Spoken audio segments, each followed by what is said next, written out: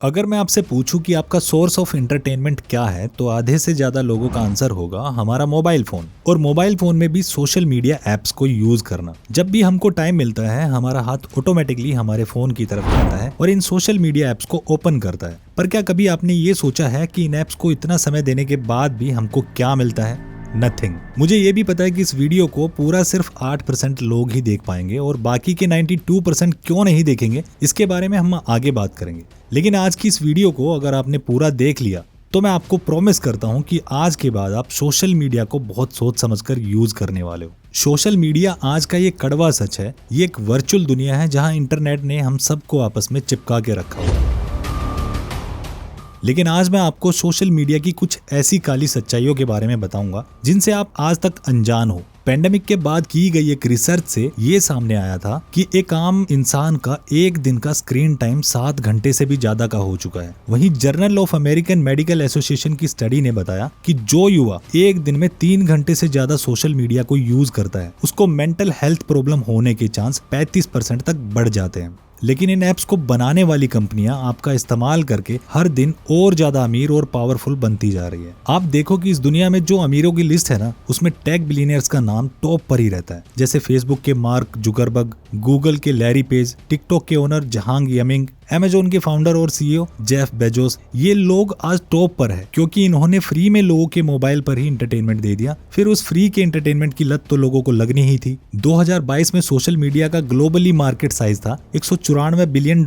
फिर 2023 में इसका कंपाउंड एनुअल ग्रोथ रेट 19.4% से बढ़कर $230 बिलियन पर आ पहुंचा और 2024 में तो ये और ज्यादा फटने वाला है। आपने देखा होगा कि पहले सोशल मीडिया ऐप स्मार्टफोन के लिए बनाए जाते थे, लेकिन आजकल स्मार्टफोन ही इन ऐप्स के लिए बनाए जा रहे हैं। और जब भी आप किसी सोशल मीडिया एप्लीकेशन को इंस्टॉल करते हो तो आपसे एक परमिशन मांगी जाती है और इस परमिशन को एक्सेस देना एक लीगल एग्रीमेंट पर साइन करने जैसा होता है। इन एप्लीकेशंस को परमिशन देके हमारा सारा डाटा इनके पास चला जाता है और ये डाटा इनके लिए सोने के समान होता है। इसके बाद ये एप्लीकेशंस हमारे दिनचर्या को ऑब्जर्व करके हमारी अच्छी और बुरी आदतों को भी नोट करती है और इसी तरह पूरी दुनिया से इस डाटा को कलेक्ट करके एडवर्टाइजर के पास जाके उनको अपना प्रोडक्ट बेचने के लिए कस्टमर देती है और इसके बदले ये कंपनियां इनको खूब मोटा पैसा देती है, यानी हमारे पर्सनल डाटा को भी बेचा जाता है। इसलिए आपने देखा होगा कि लगभग हर एप्लीकेशन में आपसे आपके इंटरेस्ट के बारे में पूछा जाता है, फिर उसी के अकॉर्डिंग आपको प्रोडक्ट दिखाए जाते हैं। और तो और इनका डाटा सर्वर इतना स्ट्रॉन्ग हो चुका है कि कई बार तो अगर आपने अमेजोन पर कोई प्रोडक्ट सर्च किया और बिना कुछ खरीदे चेकआउट करके वापस आ गए, तो अदर एप्लीकेशन जैसे फ्लिपकार्ट, मिंत्रा, मीशो जैसी ऐप आपको बार बार उसी प्रोडक्ट का पॉपअप नोटिफिकेशन भेजती है।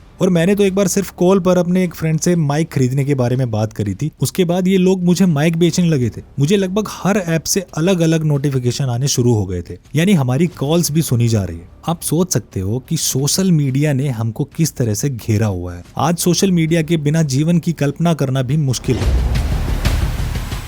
हालांकि इसके कई फायदे भी हैं, जैसे एक बटन दबाने पर ही हमारे पास देश विदेश की जानकारी पहुंच जाती है। जहां विदेश में बैठे हमारे यार दोस्त रिश्तेदार से हम एक क्लिक में वीडियो कॉल पर बात हो जाती है। इसके साथ ही स्टूडेंट और टीचर के बीच में सोशल मीडिया काफी पॉपुलर हो गया है। पढ़ाई और जॉब ढूंढना भी सभी के लिए आसान हो गया। एक स्टूडेंट के लिए तो सोशल मीडिया बहुत ही इंपॉर्टेंट रोल निभाता है, क्योंकि यहाँ से एक स्टूडेंट को जानकारी के साथ साथ सवालों के जवाब भी मिलते हैं। कोविड-19 के समय जब सब कुछ ऑनलाइन हो गया था, तो सोशल मीडिया के थ्रू न सिर्फ बच्चों की पढ़ाई को कंटिन्यू रखा गया था, बल्कि वर्क फ्रॉम होम के प्रोसेस ने भी कई बड़ी एमएनसी कंपनियों के काम को रुकने नहीं दिया था। और सोशल मीडिया के माध्यम से ही निर्भया को न्याय दिलाने के लिए विशाल संख्या में युवा सड़क पर आ गए थे, जिससे सरकार दबाव में आकर एक नया और ज्यादा प्रभावशाली कानून बनाने पर मजबूर हो गई थी। आज हम किसी भी प्रकार की कोई भी सूचना, जैसे धर्म, जाति, राजनीति, खेल, देश विदेश, मौसम आदि सबका पता कर सकते हैं, नए नए दोस्त बना सकते हैं। मतलब कुल मिला के कहा जाए तो सोशल मीडिया ने दूरी को खत्म कर दिया और लाइफ को बहुत फास्ट बना दिया।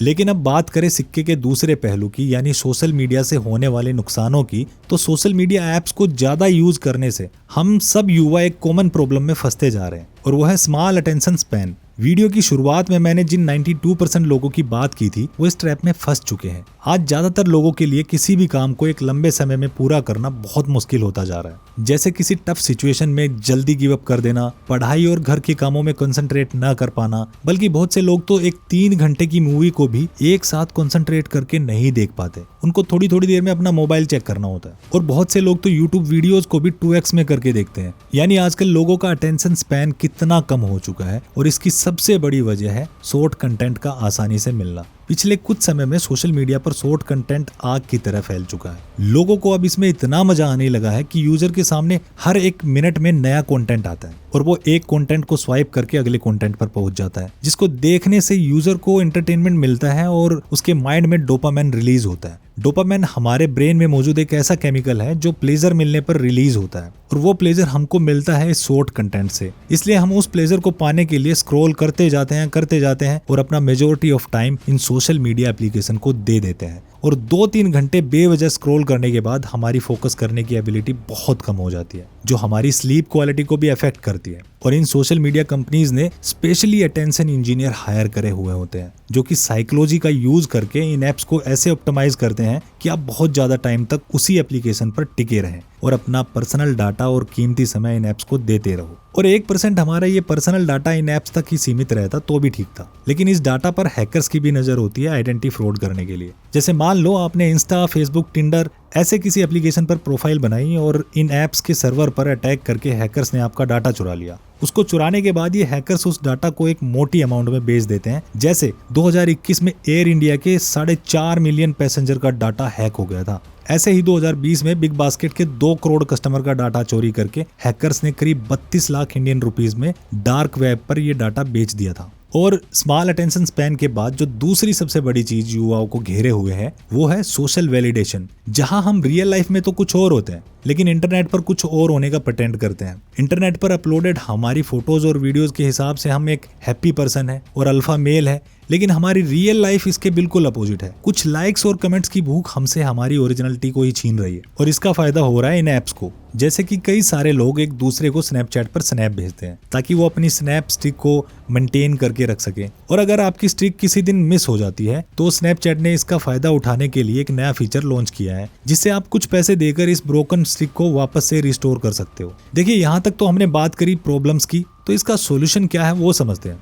अब मैं आपसे ये नहीं कह रहा हूँ कि आप सोशल मीडिया से बिल्कुल टाटा बाय बाय कर दो, गायब हो जाओ, नहीं, ये वैसे भी इम्पॉसिबल है, लेकिन इसका यूजेस आपको कम करना होगा, जिसके कुछ सिंपल तरीके मैं आपको बताता हूँ, जो तरीके मैं खुद भी इस्तेमाल करता हूँ। जैसे कि मैंने अपने फोन पर कोई भी सोशल मीडिया एप्लीकेशन को नहीं रखा हुआ है, जैसे फेसबुक, इंस्टाग्राम, लिंक्डइन। हालांकि मैंने अपना अकाउंट डिलीट नहीं किया है, और जब भी मुझे इन ऐप पर जाना होता है तो मैं गूगल क्रोम या फिर लैपटॉप से इन ऐप को खोलता हूँ, कुछ देर चलाया और बंद कर दिया। अब इस प्रोसेस से जो मैं रोज अपने इंस्टाग्राम एप्लीकेशन को इजीली एक्सेस होने की वजह से 20-30 बार खोला करता था, क्योंकि इजीली फोन को अनलॉक किया और डायरेक्ट इंस्टाग्राम या फेसबुक को ओपन कर लिया, वो अब रिड्यूस होकर 2 से 3 बारी तक हो चुका है। और दूसरा, आप नोटिफिकेशन की साउंड को भी बंद करके रखिए या फिर नोटिफिकेशन को ब्लॉक ही कर दीजिए, क्योंकि जब जब सोशल मीडिया आपको नोटिफिकेशन भेजेगा तब तब आपका माइंड डोपामाइन रिलीज करने के लिए आपको फोन छेड़ने को कहेगा। और अगर नोटिफिकेशन की साउंड बंद होगी तो आपको पता ही नहीं चलेगा कि कुछ न्यू पोस्ट आया कि नहीं आया। इसके अलावा आप किताबें पढ़िए, जिससे आपकी कंसंट्रेशन पावर बढ़ेगी